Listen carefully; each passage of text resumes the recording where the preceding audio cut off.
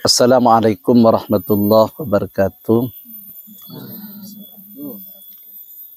Di kampung SDGs Sukorejo Bangsal Sari, di sini ada lokasi yang saya beri nama Permata Majapahit Kampung SDGs. Tempat ini memang karya dari anak-anak mahasiswa yang PPL, KKN, kemudian magang, dan studi di kampung SDGs. Sehingga awalnya tempat ini memang ada pohon-pohon jati besar dan pohon-pohon lainnya, termasuk bambu. Dan di sini ada tanaman-tanaman yang pada saat ini sedang ditanami pepaya. Nama Permata Majapahit ini bukan berarti tanpa sebuah cerita, tanpa sebuah sejarah. Keinginan kami, ya, keluarga itu, tempat ini bagaimana dijadikan tempat edukasi, dijadikan tempat pendidikan, tempat rekreasi, gitu. Sehingga anak-anak santri dan anak-anak pelajar mulai dari tingkat PAUD sampai ke perguruan tinggi bisa studi dan belajar di sini. Nah, sehingga tempat ini menjadi tempat yang bermanfaat. Sekali lagi, kenapa kok dinamai Permata Majapahit? Nama ini memang inisiasi saya pribadi, tapi bukan berarti tanpa sebuah cerita, tanpa sebuah sejarah. Ada teman saya yang memang membidangi hal-hal yang mistik. Ketika kami ajak ke sini, dia bercerita bahwa tempat sini ini angker. Dan iya, memang dulu-dulunya angker.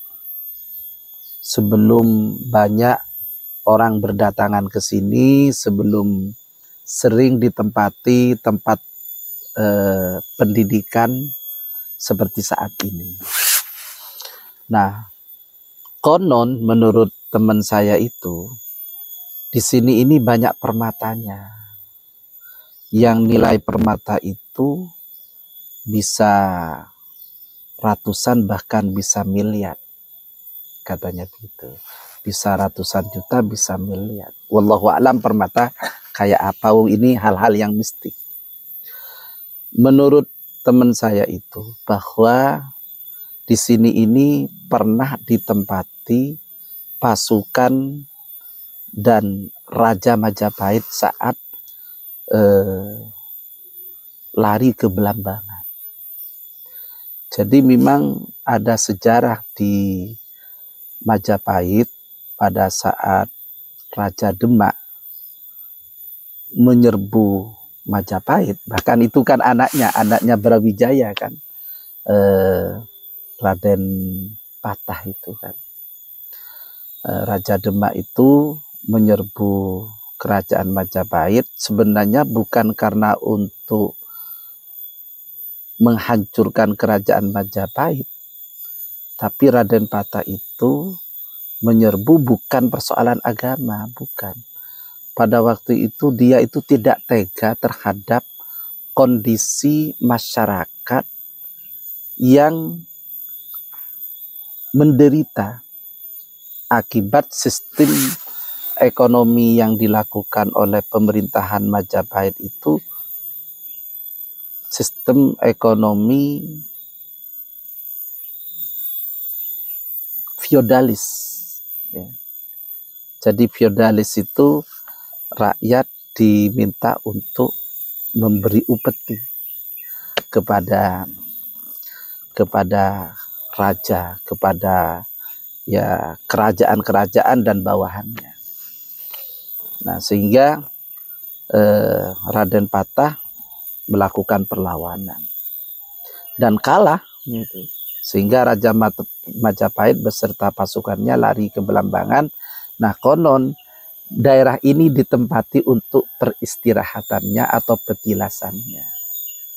Namanya raja dan pasukannya tentu kan membawa berbagai macam harta, berbagai macam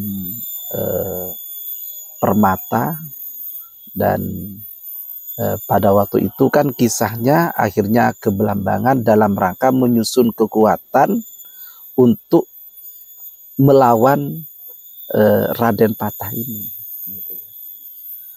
Nah, ketika sampai di Belambangan, dia sudah kontak-kontak dengan raja-raja di Bali, gitu. Dan raja-raja di Bali sudah siap sebenarnya untuk bergabung, tapi didahului oleh Sunan Kalijogo yang diutus oleh Sunan Ampel untuk menemui Brawijaya V, Raja Majapahit itu. Nah, karena Sunan Kalijogo ini kenal dengan Brawijaya V, maka ketemu di sana meminta supaya Brawijaya V ini pulang ke Majapahit, dan Sunan Kalijogo itu menjamin keamanannya karena Raden Patah ini adalah putranya gitu. Dan ini pesan dari Sunan Ampel. Sesampainya di Belambangan, maka terjadilah musyawarah antara Sunan Kalijogo dengan Brawijaya V. Nah, menurut cerita Brawijaya V itu meminta syarat, asalkan air pecerren yang ada ini harum, saya siap pulang ke Majapahit.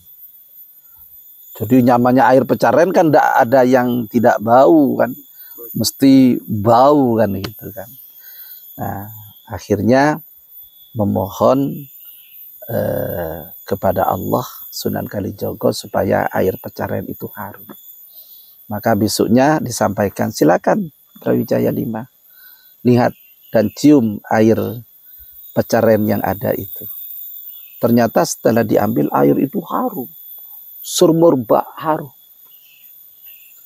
Makanya Banyuwangi itu asalnya Belambangan, karena berkat cerita ini, berkat kejadian ini, Brawijaya V bilang ini bukan Belambangan tapi Banyuwangi. Jadi Banyuwangi itu ceritanya seperti itu. Pulanglah Brawijaya V ke Majapahit dan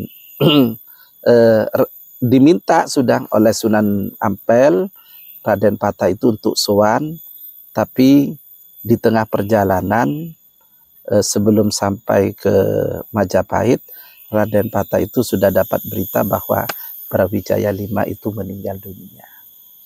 Nah, konon Brawijaya V itu meninggal dunia dalam keadaan Islam. Sehingga di Indonesia ini berkembanglah Islam tanpa peperangan. Di situ. Ya karena restu dari seorang raja. Dan sebelumnya memang karena istrinya dari Brawijaya V itu kan dari negeri Campa. Nah, memang muslimah dari negeri Campa yang melahirkan Raden Patah itu. Raden Patah. Nah, sehingga turunlah keturunan dari Raden Patah itu, ada yang jadi raja, ada yang jadi kiai, dan menyebarkan Islam di bumi Nusantara ini. Nah, oleh karena itu tempat ini saya namai Permata Majapahit, Kampung SDGs, karena ada cerita seperti itu. Nah, siapa tahu tempat ini menjadi tempat yang bermanfaat. Ya, siapa tahu tempat ini oleh Allah ditakdirkan nanti ada anak-anak yang menghafalkan Al-Quran di tempat ini. Nah, karena suasananya rindang, suasananya sejuk, sehingga kalau dijadikan pendidikan alam, ini memenuhi syarat. Nah, pendidikan itu sekarang tidak harus ada di gedung. Nah, pendidikan bisa di tempat alam seperti ini. Lebih santai, lebih asik, lebih inovatif, dan ilmu yang kita dengar mudah diterima. Demikian, mudah-mudahan manfaat.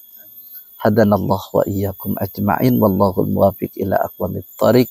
Wassalamualaikum warahmatullahi wabarakatuh.